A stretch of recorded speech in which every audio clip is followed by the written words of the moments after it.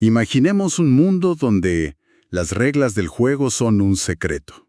Un secreto además guardado por la élite que arbitra los partidos. O sea, podría ser juzgado y condenado por una norma que ni siquiera sabes que existe. Exacto, una pesadilla. Pues así, más o menos, era la ley en los inicios de Roma. Hoy vamos a desentrañar justo eso, cómo se rompió ese secreto. Sí. Con los materiales que revisamos, vamos a rastrear ese camino, desde un poder absoluto y reglas ocultas, hasta un sistema que sentó las bases de lo que hoy entendemos por justicia. Es que es un viaje fundamental. No es solo historia antigua, es la historia de cómo una sociedad lucha por pasar de la arbitrariedad a la seguridad jurídica. Y no fue un camino de rosas, me imagino. Para nada. Como veremos, se forjó en el fuego del conflicto social, no en debates tranquilos. Bueno, pues empecemos por el principio para entender todo. La monarquía. Los textos describen al rey como una figura con un poder casi inconcebible hoy en día. ¿Cómo era ese poder? Absoluto. Total. Pensemos en las características. A ver, primero, era un cargo vitalicio, o sea, para toda la vida. De por vida. Segundo, unipersonal. Una sola persona al mando, sin nadie que le hiciera contrapeso. Y tercero, y esto es clave, era irresponsable. ¿Irresponsable en qué sentido? Que no le rendía cuentas a nadie. A nadie. Él era el jefe político, el comandante del ejército, el juez supremo y hasta el sumo pontífice, el líder religioso. Todo el poder, concentrado en una sola persona. Entiendo. Un control total. Pero claro, ese rey no gobernaba en el vacío. ¿Cómo era la sociedad de esa época? Y esa es la clave para entender el dolor del sistema. La sociedad estaba rígidamente dividida en dos clases. Patricios y plebeyos. Exacto. Los patricios, la aristocracia, los descendientes de los fundadores. Lo controlaban todo. La tierra, la riqueza, la religión y, por supuesto, el acceso al rey. ¿Y los plebeyos? Eran todos los demás.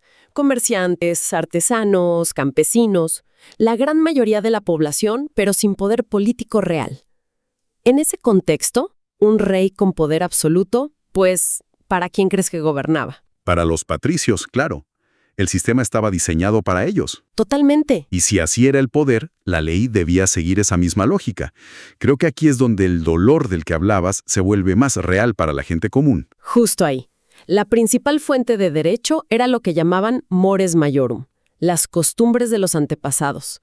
Y aquí vienen las tres palabras que definen esa pesadilla: oral, solemne y, sobre todo, secreta. Espera, secreta.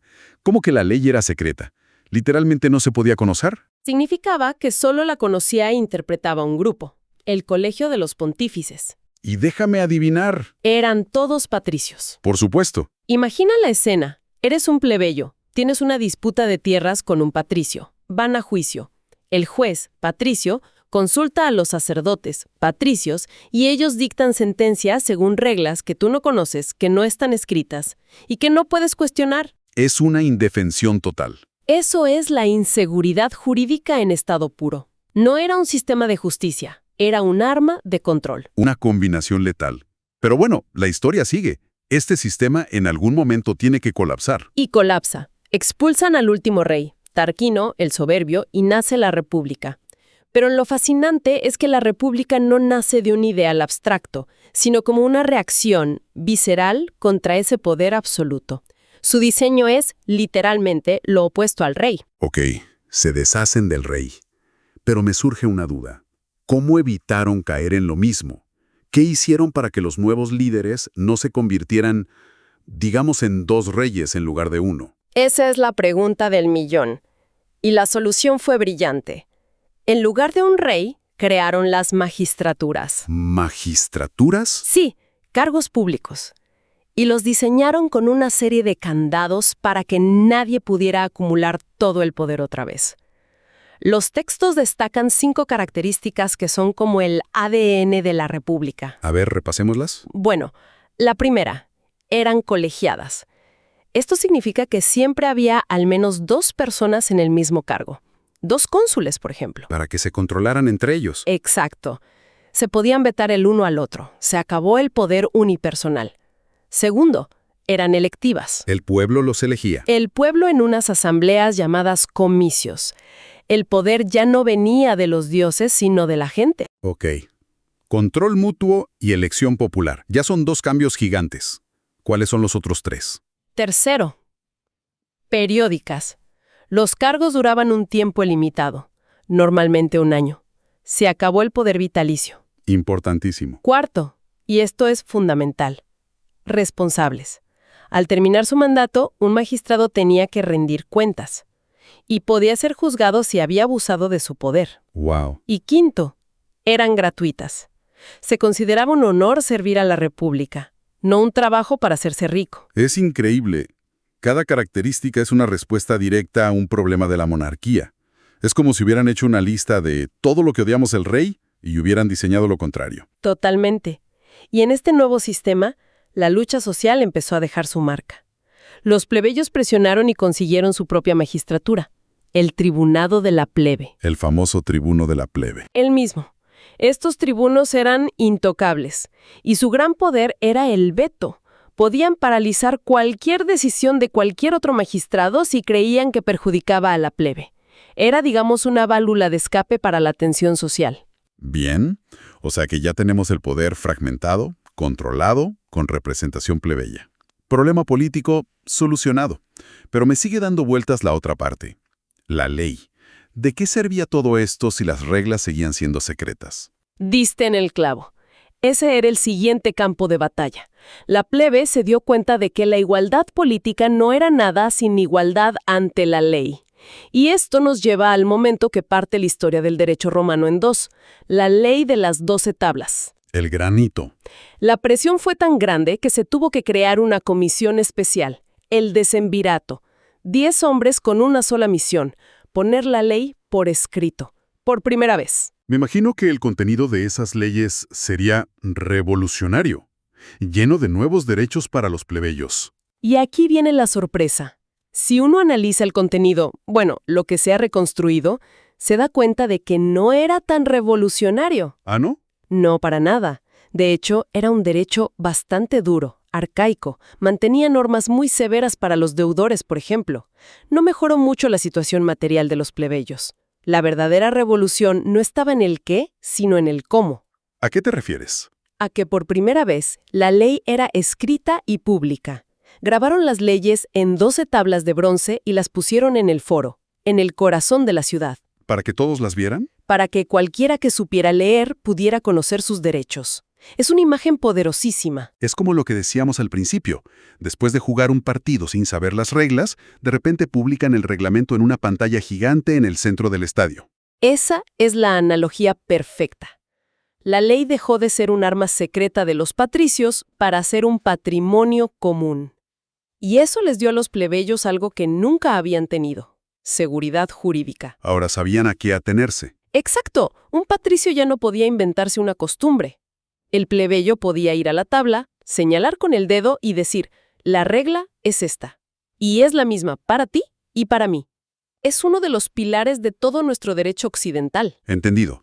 Poder fragmentado y ley pública. Parece misión cumplida.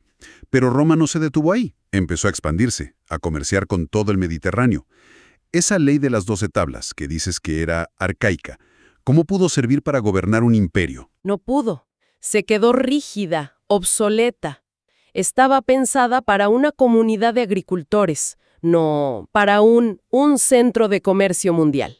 Y aquí entra en escena la figura jurídicamente más ingeniosa de la República, el pretor. El pretor. Los textos lo describen como el gran iniciador y forjador del derecho privado. ¿Y cómo lo hizo? Creó un nuevo código de leyes cada 2 por 3. Usó un mecanismo mucho más ágil, el edicto. Cada año, el nuevo pretor publicaba su edicto, que era, en esencia, su programa de trabajo. Ah, ok. Ahí enunciaba qué acciones legales iba a conceder y qué fórmulas usaría en los juicios durante su año. Esto convirtió al derecho en un organismo vivo, que se adaptaba cada año a las nuevas necesidades. Fascinante. Y creo que los materiales hacían una distinción importante entre tipos de pretores, ¿no? Sí, una división que fue el motor de toda la modernización. Estaba el pretor urbano para juicios entre ciudadanos romanos, Pero con la expansión surgieron conflictos con extranjeros. Un comerciante de Cartago, un naviero de Grecia. Claro. Para esos casos crearon al pretor peregrino. Y a un griego no le podías aplicar la ley romana sin más, supongo. Exacto. Ese era el reto. No podía usar el rígido derecho civil romano. Así que Claro. tuvo que improvisar. Tuvo que usar principios más universales, lo que luego llamarían el ius gentium, el derecho de gentes. ¿Y en qué se basaba? En la equidad, en la buena fe, en el sentido común de lo que es justo en un negocio. Creó un derecho mucho más flexible, más pragmático. O sea que la necesidad práctica de resolver problemas reales fue lo que modernizó la ley. Precisamente. Y lo más curioso es que este derecho del pretor peregrino, que nació por pura necesidad, fue tan exitoso que terminó influyendo en todo el sistema legal. Incluso el pretor urbano empezó a adoptar sus soluciones. Fue la práctica la que transformó un derecho arcaico en el sistema legal que estudiamos hoy. Es un viaje increíble, de verdad. De la tiranía de no saber las reglas a un sistema legal complejo y adaptable. Si tuvieras que resumir esta evolución en sus hitos, ¿cuál sería el resumen infaltable de hoy? El resumen tendría que ser una progresión en 3 etapas. Primero, partimos de la ley secreta, la costumbre de la monarquía. Era oral, controlada por una élite. Generaba incertidumbre total. El problema era la incertidumbre. Exacto.